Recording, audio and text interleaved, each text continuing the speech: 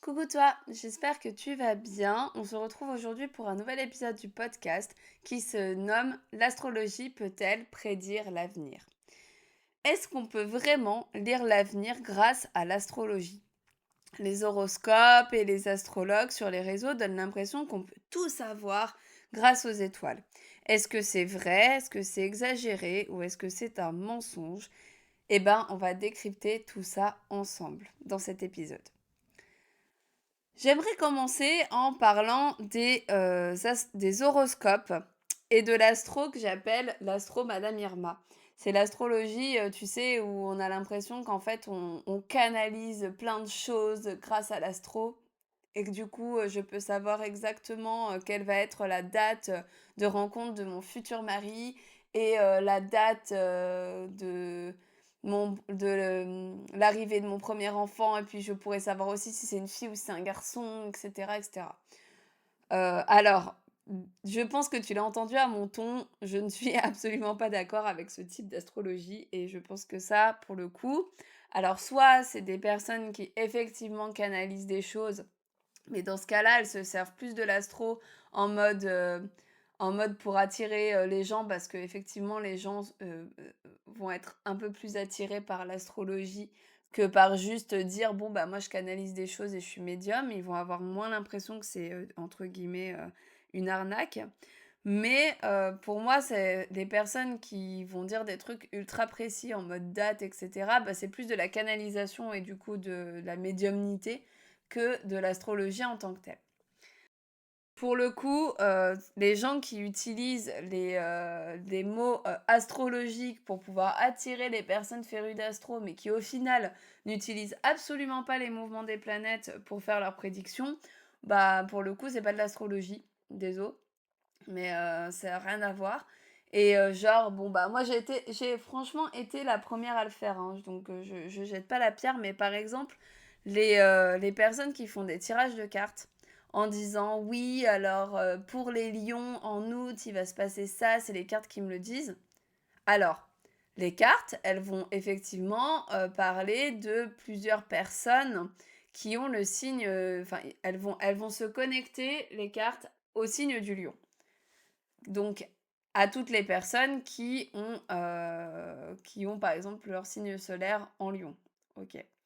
Sauf que déjà toutes ces personnes-là ont pas du tout le même thème astral, donc du coup elles vont pas être du tout, hem, impactées par les mêmes choses et puis, bah, en fait juste c'est pas de l'astrologie. Enfin à partir du moment où tu fais un tirage de cartes en disant: «Oui, c'est pour tous les lions», c'est pas de l'astrologie, c'est de la cartomancie. Donc je pense que ça peut parler à beaucoup de gens parce que effectivement, on se connecte à l'énergie, de ceux qui ont, des placements en lion. Mais, moi, ce qui m'énerve un petit peu dans cette pratique, c'est d'utiliser le nom des signes astrologiques alors qu'en fait, on fait pas du tout de l'astrologie. Donc c'est ça qui me gêne un peu dans cette pratique-là et du coup, bah, là, effectivement, bah, ça, c'est de la divination, mais c'est pas de l'astrologie et on va le voir juste après. Ce qu'on peut savoir sur l'avenir grâce à l'astro, eh ben, ça n'a rien à voir avec, du tirage de cartes ou de la canalisation, c'est pas du tout la même chose. Pour moi, l'astrologie n'est absolument pas de la divination, au contraire, c'est plutôt, alors j'irai pas jusqu'à dire scientifique, mais par contre, c'est quand même un peu plus je sais pas comment dire, genre cartésien que, de la divination. En gros, pour moi, la divination, il faut quand même avoir une alors pas forcément un don, mais il va falloir, réussir à être assez ouvert pour canaliser. Alors que de l'astro, pour le coup, même la personne la plus cartésienne du monde, si elle apprend, à lire le langage astrologique, bah, en fait, elle peut, faire des prédictions. Et c'est pas quelque chose qui sort de je ne sais où, c'est pas de la canalisation, c'est juste apprendre à lire les symboles. Donc voilà, pour moi, tout ce qui est tirage de cartes ou, voyance, qui utilise des noms d'astro, bah, c'est juste pas de l'astrologie. Donc du coup, c'est pas grâce à l'astrologie qu'on, sait des choses quand on utilise ça. Ensuite, j'aimerais parler aussi des horoscopes. Alors les horoscopes, pour moi, c'est pareil, c'est une grosse arnaque. Alors, c'est un peu plus, C'est même beaucoup plus basé sur l'astrologie, ça je suis d'accord. Surtout qu'il y a certains horoscopes qui sont très bien faits par des astrologues réputés et reconnus, qui sont sérieux dans leur travail et ça je ne jette pas du tout la pierre. Je fais moi aussi des horoscopes, vous le savez, une fois par mois donc voilà, je crache pas du tout dessus. Par contre, ce qu'il faut savoir quand on lit son horoscope, c'est que l'horoscope, il ne se base que sur le signe solaire en général. Et pour le coup, un horoscope qui serait basé sur l'ascendant serait beaucoup, beaucoup, beaucoup plus précis qu'un horoscope de signe solaire. Mais bon, bah, le type d'horoscope qu'on a le plus, qu'on voit le plus partout. Donc ça peut marcher, l'horoscope classique, il peut marcher. Alors par contre, déjà, il ne va pas pouvoir, te dire d'événements précis à des dates précises parce que ça reste des énergies et ça on le verra pour le reste aussi pour la suite de l'épisode où je te parlerai des différentes techniques qu'on utilise pour lire pour «prédire» entre guillemets ce qu'il va se passer en astro, mais en général, c'est pas des événements précis que l'on peut connaître, c'est vraiment l'énergie de ce qui pourrait se passer et du coup, en connaissant l'énergie des planètes, bah, on peut se dire qu'il va se passer possiblement tel ou tel événement. Mais en fonction de la vie de chacun, bah, ça va être, ressenti pas du tout de la même façon.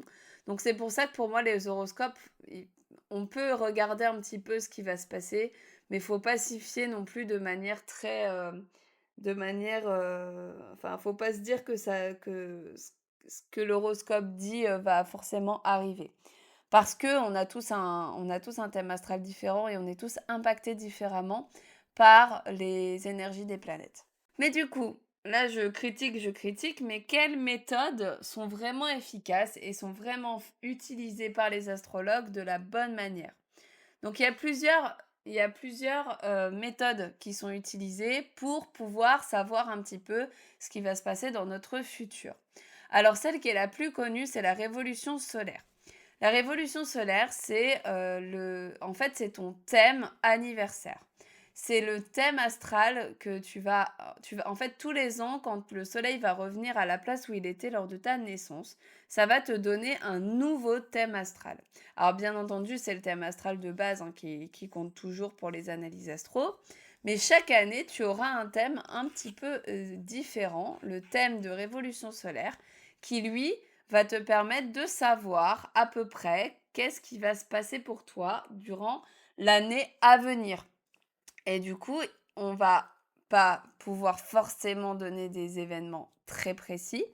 Par contre, on va pouvoir dire globalement sur quel domaine de vie tu vas plus te concentrer, sur quel domaine de vie est-ce que tu peux avoir des changements, des choses qui vont se passer, des événements marquants.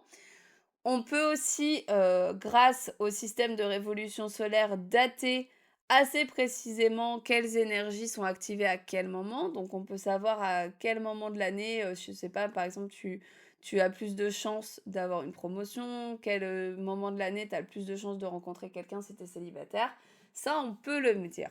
Après, c'est pas parce que les énergies sont là que ça va forcément se passer parce que encore une fois, comme je le dis toujours, tu as ton libre arbitre et donc le libre arbitre fait que, bah, si tu as les énergies autour de toi pour faire quelque chose, mais que toi tu restes, sur ton canapé à regarder Netflix, bah, il va rien se passer, clairement. C'est pas, il y a pas d'un coup quelqu'un, qui va venir, taper à ta porte pour t'offrir un boulot parce que, tu as Jupiter qui passe sur ton milieu du ciel. Non, c'est pas comme ça que ça se passe. En gros, tu peux avoir des très bonnes énergies en cours. Par contre, c'est à toi de te mettre en action pour pouvoir justement profiter de ces énergies. Donc, c'est pour ça que l'astro, c'est ultra, efficace pour donner un peu une tendance de ce qui pourrait se passer. Par contre, ça va être à toi après de te bouger pour obtenir ce que tu veux. Donc ça, c'est pour la révolution solaire. On peut utiliser aussi les années de profection. Alors les années de profection, c'est un peu plus vague, un peu plus global, parce que elles peuvent parler à beaucoup de gens. Alors après, il faut prendre aussi le thème astral pour pouvoir en dire un peu plus et pour pouvoir être un peu plus précis. Mais en gros, les années de profection, alors Je vous ferai clairement un épisode, sur YouTube pour chaque technique de prévision astro et les années de profection, je vous ferai un épisode sur chaque année de profection dans le détail pour savoir un petit peu où vous en êtes à ce moment-là. Bref, je m'égare. Les années de profection, donc qu'est-ce que c'est? En gros, on dit qu'en astrologie, chaque année est reliée à une maison et donc à un domaine de vie en particulier. En gros, de 0 à 1 an, tu es relié à ta maison 1, donc maison de la personnalité. C'est le moment où tu vas faire attention à te créer ta personnalité. Ensuite, de 1 à 2 ans, c'est la maison 2. De 2 à 3 ans, c'est la maison 3, etc., etc. Jusqu'à de 11 à 12 ans, c'est la maison 12. Et du coup, après, on revient à la maison 1. Donc, de 12 ans à 13 ans, c'est la maison 1. De 13 à 14 ans, c'est la maison 2, etc., etc. Et cetera. Et on peut faire le cycle jusqu'à la fin de la vie. Et donc, chaque année, à chaque âge, tu as une année de profection. Et du coup, tu as une maison dans ton thème astral qui est activée. Et du coup, bah, par exemple, les années de profection 7, bah, ça peut être un moment où tu vas te marier ou au contraire divorcer. Les années de profection 10, ça peut être un moment où tu vas trouver quelle carrière tu veux faire ou tu vas avoir une promotion, des choses comme ça. Donc à chaque fois, chaque année de profection, bah, tu as un domaine qui se trouve activé dans ton thème et en fonction des placements aussi dans ton thème, ça va pouvoir, activer d'autres domaines aussi. Donc là, pour le coup, c'est ultra important de regarder le thème de la personne. Mais les années de profection, c'est assez dingue. Je trouve que ça marche vraiment bien et donc, bah, reste bien connecté parce que je te ferai des épisodes exprès là-dessus pour que tu puisses un peu, bah, genre voir dans ta vie, si, les années de profection marchaient ou pas. Ensuite, la troisième technique qui, va nous aider à savoir un petit peu ce qui va se passer, plus tard dans le futur, c'est les analyses de transit. Alors, qu'est-ce que c'est que les analyses de transit? En gros, les transits, c'est quand les planètes bougent dans le zodiaque. Donc, les planètes continuent de bouger autour de nous et elles changent de signe constamment. Et en gros, ce qu'on va faire, c'est qu'on va regarder les planètes quand elles bougent, ce qu'elles viennent activer sur ton thème astral à toi. Donc, en gros, je sais pas, je dis n'importe quoi, mais si Uranus, là, qui vient de rentrer dans le signe des Gémeaux, bah, toi, t'es solaire Gémeaux et que tu as ton soleil qui est au tout début du signe des Gémeaux, bah, du coup, tu as Uranus en ce moment qui va passer sur ton soleil. Et du coup, bah, Uranus qui passe sur ton soleil, bah, ça va activer ce domaine-là dans ton thème astral et ça va lui donner l'énergie d'Uranus, donc une énergie de changement, par exemple. Donc, du coup, les transits planétaires, ils vont nous aider à comprendre certains événements, à nous dire, ah bah attends, là, du coup, j'ai une énergie de changement dans mon soleil, bah du coup, il va vraiment se passer des trucs un peu imprévus pour moi, par exemple. Euh, si j'ai euh, si j'ai Saturne qui arrive dans une maison, par exemple, je sais pas, la maison 10, la maison du travail, ben, on pourrait avoir des difficultés au niveau de notre carrière, on pourrait se sentir bloqué, etc. Donc, les planètes continuent non-stop à bouger autour de nous et dans le zodiaque. Et du coup, bah, elles viennent activer de temps en temps certains placements de notre thème astral. Et du coup, bah, ça peut nous impacter plus ou moins fortement. Et ça peut aussi nous donner des indications sur ce qui va se passer si on regarde quels transits vont arriver dans le futur. Et enfin, la quatrième technique, c'est le thème progressé. Alors, je pense qu'il y a aussi d'autres techniques, mais là, je vous avoue que moi, c'est les techniques que j'utilise le plus et que je connais. Je n'ai pas été plus loin dans la recherche de techniques parce que celles-là, elles sont déjà vraiment très très bien. Et donc, la quatrième technique, c'est le thème progressé. Alors, le thème progressé, en gros, chaque planète avance un petit peu chaque année. En gros, le Soleil, il avance de 1 degré. En gros, le soleil, chaque année, il va bouger d'un degré dans ton thème. Et donc, en fait, par exemple, pour tes 30 ans, eh ben, tu vas changer de signe solaire.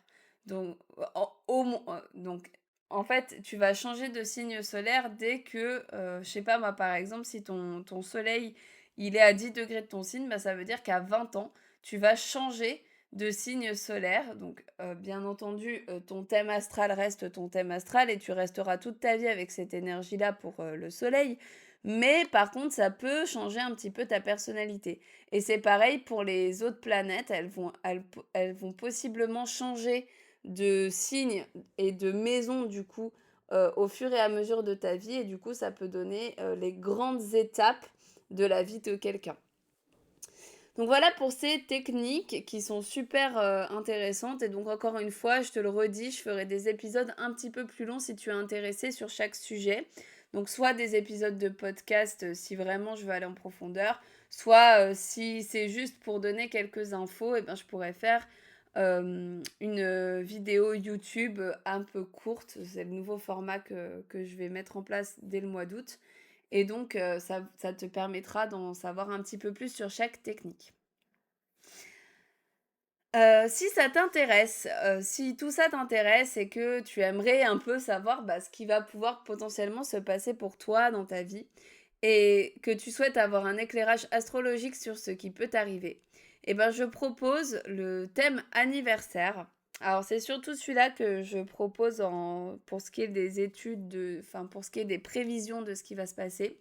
Donc le thème anniversaire, en gros, c'est ton thème de révolution solaire plus une analyse des transits pour l'année à venir, donc les transits sur ton thème natal. Et donc, grâce à ça, tu as vraiment une lecture globale de tout ce qui va se passer durant ton année pour toi, des énergies qui vont t'entourer et du focus que tu vas devoir faire sur tel ou tel domaine.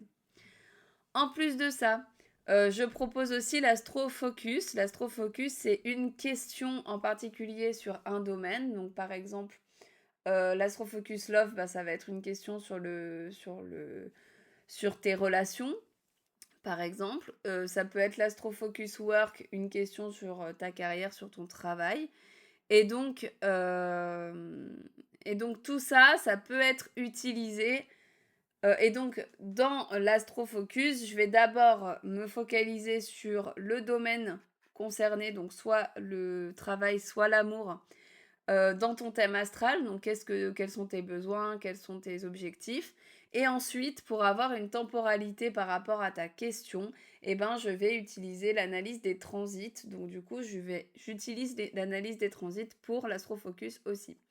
Du coup, si tout ça, ça t'intéresse, soit thème anniversaire, soit astrofocus. Et je te laisse regarder dans la description. Tu auras tous les liens si tu veux réserver une analyse. Et si jamais tu as des questions, n'hésite pas à m'envoyer un mail ou à me parler en DM sur Instagram. Je serai ravie de répondre à tes questions. J'espère que cet épisode t'aura plu et qu'il aura été assez clair sur ma vision des prédictions en astrologie. Je te retrouve la semaine prochaine pour parler des grands moments que l'on vit tous en lien avec l'astrologie. D'ici là, porte-toi bien et je te souhaite une belle soirée ou une belle journée. À bientôt! J'espère que tu as trouvé cet épisode intéressant et inspirant. Si c'est le cas, je t'invite à t'abonner pour ne pas rater les prochains épisodes et à me faire un retour en laissant 5 étoiles ou un commentaire. Je te retrouve la semaine prochaine pour une nouvelle chronique du Zodiaque. Prends soin de toi et à bientôt!